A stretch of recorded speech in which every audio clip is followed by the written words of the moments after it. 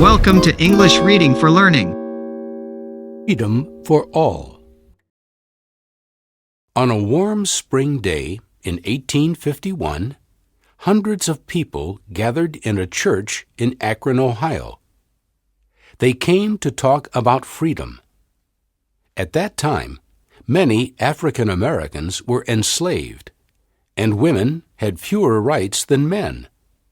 Women were not allowed to vote. An African American woman named Sojourner Truth was in Akron that day. Truth was traveling the country to speak out against slavery and in favor of women's rights. "Don't let her speak," some of the men said. These men did not want slavery to end. They did not want women to vote. Men are strong in mind and body, they thought, but women are weak.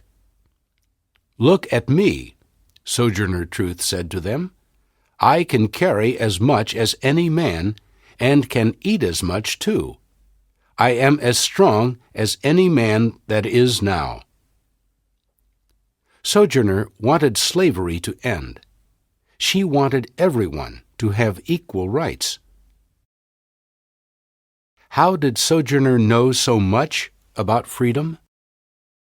In New York, in about 1797, Sojourner Truth was born into slavery. Her slave name was Isabella. Her parents were slaves too. When Isabella was 9 years old, she was taken away from her mother and father. She was sold to a new family. This family beat Isabella whenever she made a mistake. What way is this of treating human beings? Isabella wondered. In 1810, when Isabella was about 13 years old, John Dumont bought her. The Dumont farm was in New York. Isabella chopped wood, lugged water buckets, spun wool, and planted crops. She grew to be 6 feet tall and as strong as iron. She married another slave named Thomas, and together they had 5 children. To be a slave meant Isabella was forced to work for no pay. She had to live in poor conditions. She had few belongings. She could not do as she pleased. Her master told her what to do. In the fall of 1826, Isabella could not take it any longer. She ran away from the Dumonts.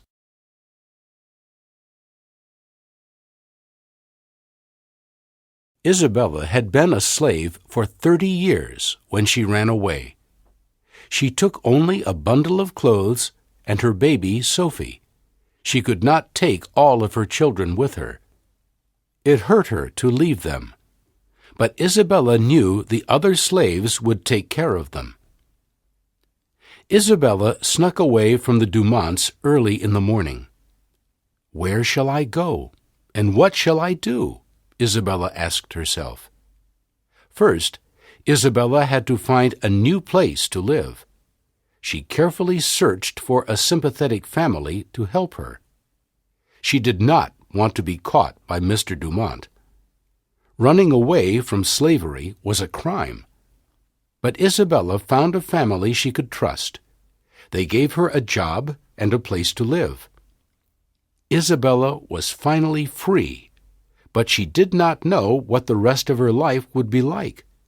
She wanted to do something good with her life. Soon after Isabella escaped, New York became a free state. Isabella was now a free woman. The next year, she rescued her son, Peter. Peter had been illegally sold to an Alabama farmer. Isabella took Peter's new owner to court. Everyone was surprised. At that time, black women did not take white men to court. Isabella did, and she won her case. Peter was returned to her. Isabella was one of the first African American women to win a court case. In time, Isabella became friends with the Dumonts. They told her they were sorry she had been a slave. She forgave them. Isabella left Sophie with her other daughters on the Dumonts' farm. Isabella and Peter moved to New York City. Other free African Americans lived there. In the city, she spoke publicly about ending slavery. Isabella's daughters were freed and moved away. She raised Peter, but she wanted to do more with her life than work. On June 1, 1843, Isabella took a pillowcase stuffed with her clothes and walked away from New York City. She was about 46 years old. She walked all over Long Island. She changed her name to Sojourner Truth. The name means to travel and tell the truth. The truth Sojourner told was that everyone deserved equal rights. Everyone should be free. Wherever she went, Sojourner drew a crowd. People admired her smart speaking style. Her voice was powerful. In 1850, Sojourner Truth's fame grew. This was the year she published her book, The Narrative of Sojourner Truth. It tells the story of her life. Though Sojourner could neither read nor write, she had spoken her story aloud to a friend. Her friend wrote it down. Sojourner had copies made. In the early 1850s, she went from New York to Ohio, from Massachusetts to Michigan, telling her story and selling her book. People were amazed by Sojourner's powerful speeches. In 1857, Sojourner moved to Battle Creek, Michigan. The people of Battle Creek were abolitionists. They wanted to end slavery. Most of the states in the North wanted to end slavery too. States in the South did not. Sojourner hoped that slavery could be ended without violence. In 1860, Abraham Lincoln was elected President of the United States. He was on the side of the North. He wanted to keep the United States united. A house divided against itself cannot stand, President Lincoln said. He meant that the United States government could not last if people did not agree about slaves. In 1861, the country went to war. The war was called the Civil War. It was terrible. Many Americans died. In 1863, President Lincoln signed the Emancipation Proclamation. It said that slaves were free. It was a promise to slaves in the South. It said that if the North won the war, slavery would end for good. Sojourner Truth felt that she could not remain at her home in Battle Creek. She had been sick, but she got out of bed. She decided to travel again. She spoke to large crowds all over the Midwest. She told them to support the North in the Civil War. Slavery is wrong, she told them. We must end it. Then Sojourner Truth took a train to Washington, D.C., to talk to the President of the United States. She told President Lincoln that she wanted him to keep fighting to end slavery. In 1865, the Civil War was over. The North won.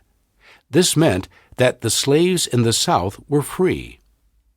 Sojourner Truth was happy that slaves were freed, but she knew that true freedom was a long way off. African Americans and women would still have to fight for equal rights. After the war, Sojourner Truth stayed in Washington, D.C. She worked to help freed slaves win equal rights. Even though African Americans were now free, many people did not see them as equal. Sojourner kept speaking to large crowds. In 1870, Sojourner met with President Ulysses S. Grant. Grant signed the 15th Amendment. It said that all men had the right to vote. In November 1883, Sojourner Truth died in Battle Creek, Michigan. She had lived to see the end of slavery.